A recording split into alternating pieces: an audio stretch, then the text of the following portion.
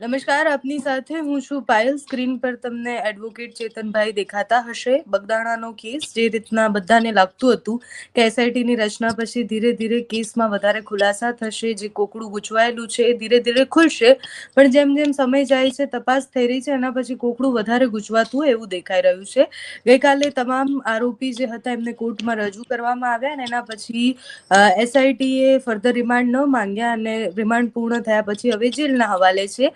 આ કેસમાં આગળ શું થઈ શકે છે, એસઆઈટીની કામગીરીથી લઈને બધા જ વિષય પર વિસ્તારથી વાત કરવી છે. ચેતનભાઈ, સૌથી પહેલો સવાલ મારો એ છે કે ગઈકાલે કોર્ટમાં શું થયું? એ આરોપીઓ જેટલા પણ હતા એ બધાને રજૂ કરવામાં આવ્યા, એના પછી હવે જેલના હવાલે છે, પણ આગળ શું થઈ શકે કેસમાં? હવે એસઆઈટીની ટીમની જે રચના કરી છે, હવે એસઆઈટીની ટીમ છે, હવે આગળ હવે કયા કયા વ્યક્તિને નિવેદન માટે બોલાવે છે અને એના તપાસમાં કઈ કઈ બાબતો ખુલે એમ છે. તો સોમવારે 17 તારીખે બંને પીઆઈને એસઆઈટીની ટીમ દ્વારા બોલાવવામાં આવ્યા છે કે બોલો તમારામાં શું નિવેદન છે ને આ તપાસ તમે કઈ રીતે કરી છે એ બાબતનું પણ હવે પીઆઈને બોલાયા છે, પીઆઈ ડાંગર અને બીજા પીએ ડાંગર અને મવાના પીએ પટેલ છે. ઓકે. એ લોકોની તપાસ થશે, પૂછપરછ થશે? પૂછપરછ થશે કે તમે આ કામગીરીમાં શું કર્યું. મને તો ખબર જ છે, આખા ગામને ખબર છે. આ તો મારા માનવ મુજબ તમને કહું છું કે એ લોકોએ તો પુરાવાની તપાસ કરવાને બદલે પુરાવાનો નાશ જ કર્યો છે. હવે તપાસમાં તો એ તો હવે જે તે અધિકારીને ખબર કે એની તપાસ કેવી રીતે લઈએ. હું તો એવું માનું છું કે ખરેખર જો તપાસમાં બેદરકારી દાખલ થાય તો એસઆઈટીની ટીમના જે હેડ છે જયરાજસિંહ ગઢવી, બરાબર, એને એવું કેવું મારે કેવું છે કે આ લોકોને ડિસમિસ કરી જો, કારણ કે આ લોકોને કાયદાનું ભાન જ નથી, કોઈ જાતનું પ્રશાસનનું ભાન જ નથી.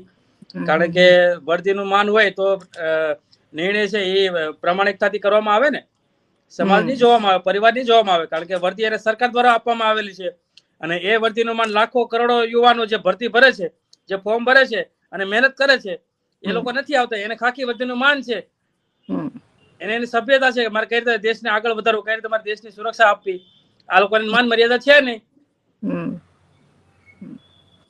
ચેતનભાઈ, એસઆઈટીની રચના થઈ એના પછી પણ કોળી સમાજ અને સાથે જેટલા લોકો છે આસપાસના, નવનીતભાઈની આસપાસના લોકો બધા એ જ આક્ષેપ કર્યા કે એસઆઈટીની રચના પછી પણ કામ ખૂબ ધીરું થઈ રહ્યું છે. હજુ પણ અમને એવો વિશ્વાસ નથી કે પૂરેપૂરી તપાસ થઈ રહી છે.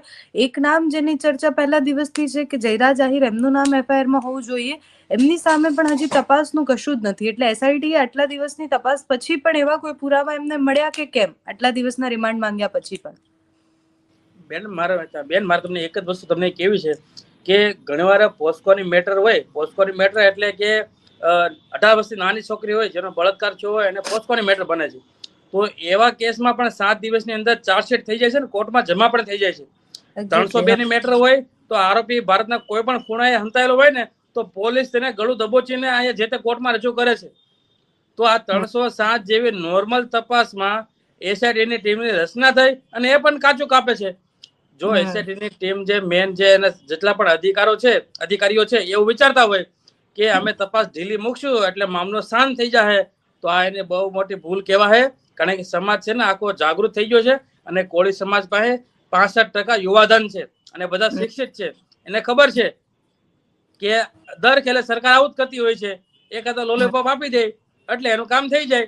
પણ ન્યાય જ્યાં સુધી મળશે નહીં ત્યાં સુધી કોળી સમાજ અડગ ઉભો રહેશે. કોર્ટમાં જ્યારે રિમાન્ડ માંગવામાં આવ્યા ને રિમાન્ડ પૂર્ણ થયા એની વચ્ચે કોર્ટમાં પણ એસઆઈટીએ કીધું હશે કે કેટલી તપાસ કરી છે, આરોપીઓ પાસેથી શું મળ્યું છે, તો એ તમને કઈ જાણકારી ખરી કે કોર્ટમાં શું વાત થઈ છે, કોર્ટ સમક્ષ શું રજૂ કરવામાં આવ્યું છે? એ બાબતે અત્યારે કશું કહી શકું નહીં, કારણ કે અમુક ખુલાસા એવા હોય કે જાહેર મીડિયામાં ન કહેવાના હોય, જેના કારણે કોઈ વર વિગ્રહ થાય. આ તો તપાસ કરનાર અધિકારી છે તે જે તે સમયે આખી તપાસ જ્યારે સંપૂર્ણ કહેશે ત્યારે સંપૂર્ણ માહિતી અમે તમને આપી દઈશું. હવે આ કેસમાં તમને શું લાગે છે કે ક્યાં કાચું કપાઈ રહ્યું છે તો આટલો બધો વિરોધ થાય છે? કારણ કે બધા જ આરોપીઓની તપાસ થઈ ગઈ છે, જેટલા નામ આવવાના હશે એ બધા એસઆઈટી પાસે છે અને ફર્ધર તપાસ હવે એસઆઈટી કરવાનું જ છે, કારણ કે આરોપીઓ હવે જેલના હવાલે છે. તો શું કાર્યવાહીમાં તમને એવું લાગે છે કે કચાશ રહી રહી છે? કારણ કે વિરોધ તો હજી પણ એટલો જ થઈ રહ્યો છે.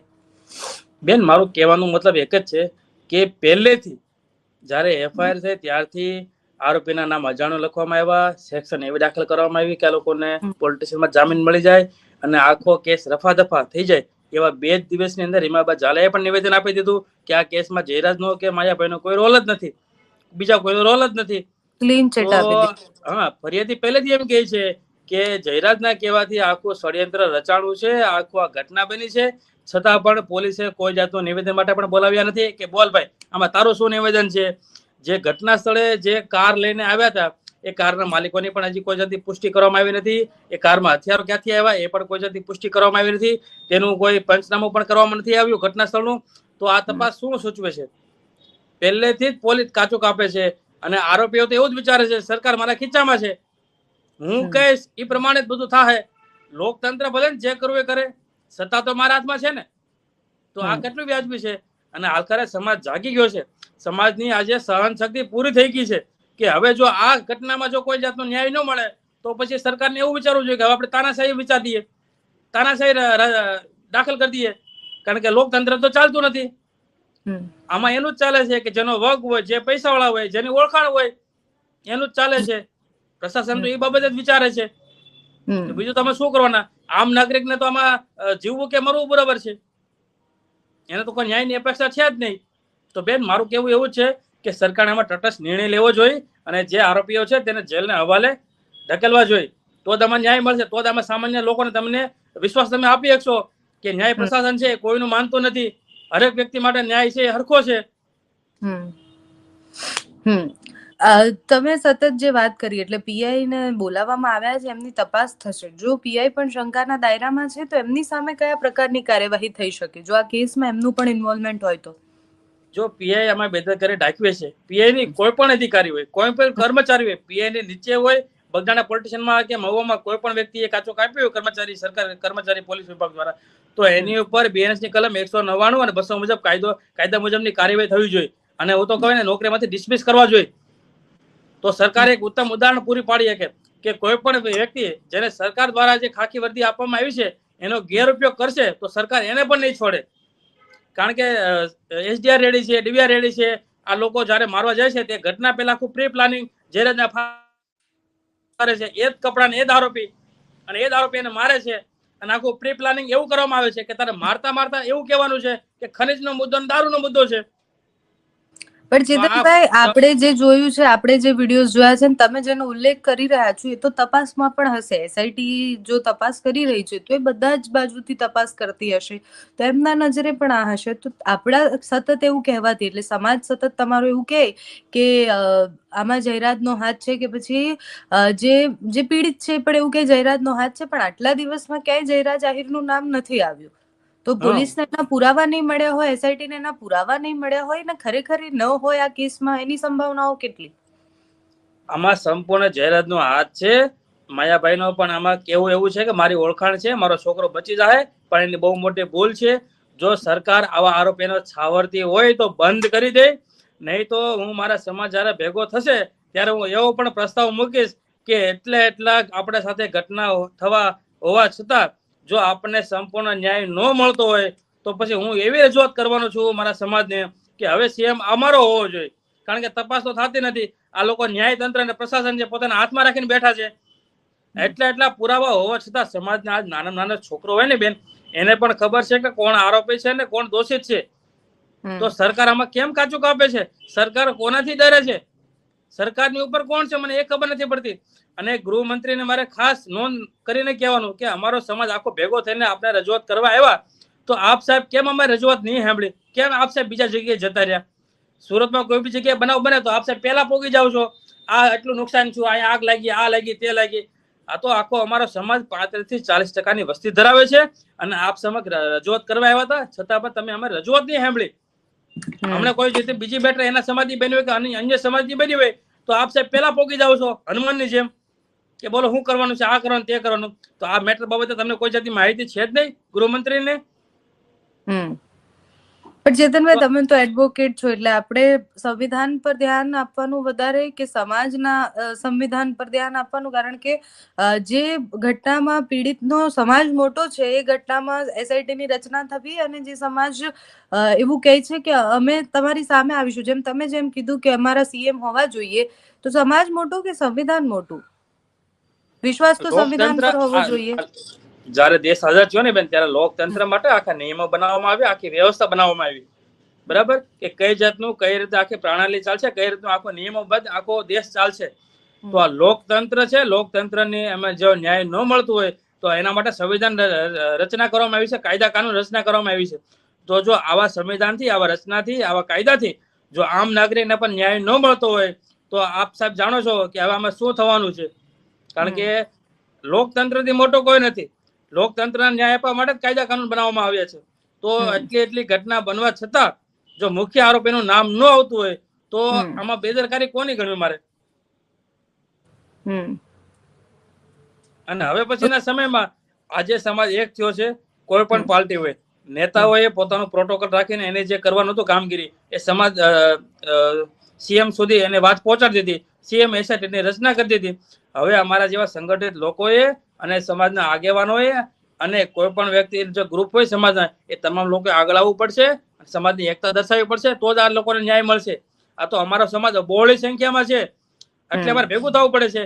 આ તો અમુક સમાજ છે એ મુઠ્ઠીભર છે.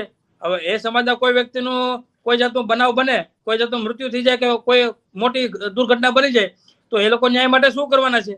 એનું તો એવું વિચારવાનું કે અમને ન્યાય નહીં મળે. જો કોળી સમાજની 35 થી 40% કોળી અને ઠાકોર સમાજની વસ્તી હોય છતાં પણ એ લોકોને ન્યાય ન મળતો હોય તો અમને શું ન્યાય મળવાનો? આવું અન્ય સમાજ વિચારે ને. અને બેન, કોળી સમાજ છે ને એ 18 વર્ણ સાથે પહેલેથી દૂધમાં કેમ સાકર ભળી જાય એ રીતે રહીને આવ્યો છે. અમે કોઈ જાતે પક્ષપાત નથી કરતા. અમે એવું ધારતા હોય કે અમારો સીએમ દર વખતે બને તો કોળી સમાજની અને ઠાકોર સમાજની વસ્તી 35 થી 40% છે, તો આઝાદી પછી અમારો સીએમ બને. જો અમે રાજનીતિમાં વિચારતા હોય તો દર ખેલે સીએમ એ લોકોને જ બને છે જેની 5% 10% વસ્તી હોય. પણ સમાજ કોઈથી રાજનીતિ નથી કરતું. અમારો સમાજ સતીવરણ છે. અમારો સમાજ કોઈથી કોઈને નડવા નથી ગયો. પણ એટલા જુલમો અને એટલી ઘટના બની છે ને એટલે સમાજમાં આજે આક્રોશનો માહોલ છે. ઓકે ચેતનભાઈ, છેલ્લો એકદમ સંક્ષિપ્તમાં જવાબ જોઈએ છે કે એસઆઈટીની કામગીરીથી નવનીતભાઈના જેટલા પણ વકીલો, એટલે તમારા સિવાય બીજા વકીલો પણ છે, એ સંતુષ્ટ છે કે કેમ? અને આગળની કામગીરી માટે એસઆઈટીએ શું કહ્યું છે કે હવે કેવી રીતના કામ કરવાના છે? કોઈ જવાબ આવ્યો છે? હજી તો કોઈ તટસ્થ નિર્ણય નથી આવ્યો. પણ એસઆઈટીની ટીમને હું ખાસ વિનંતી કરું છું કે આમાં કોઈ જાતનું કાચું ન કાપે. અને અમારાથી એસઆઈટીની ટીમને એવું લાગે કે નહીં, ખરેખર આમાં આ કલમનો પણ ઉમેરો થવો જોઈએ. કારણ કે વિડીયોના માધ્યમથી તે આ કોઈ ઘટના છે એ બહાર આવી છે. તો આઈટી એક્ટ મુજબ પણ જે તે કલમ દાખલ કર્યું હોય, તપાસમાં જે પણ રહસ્ય ખુલે તે બાબતે તમામ કલમોનો ઉમેરો થવો જોઈએ. અને જે કંઈ પણ આરોપી છે તેને જેલના હવાલે અને કાયદાનું પ્રશાસન એને ભાન કરાવવામાં આવે. અને જો આ બાબતે સરકાર કે એસઆઈટીની ટીમ કાચું કાપશે તો સરકારને આવનારા સમયમાં બધું જ વસ્તુનો જન આક્રોશ કરશું, રસ્તા ઉપર ઉતરી આવશું. અને જે કંઈ પણ અમારા આગેવાનો, જે કંઈ પણ સંગઠનો દ્વારા નિર્ણયો લેવામાં આવશે એ તમામ અમે પાલન કરીશું. Thank you so much Chetanbhai, તમે સમય આપ્યો બદલ, અમારી સાથે વાત કરીએ બદલ ધન્યવાદ.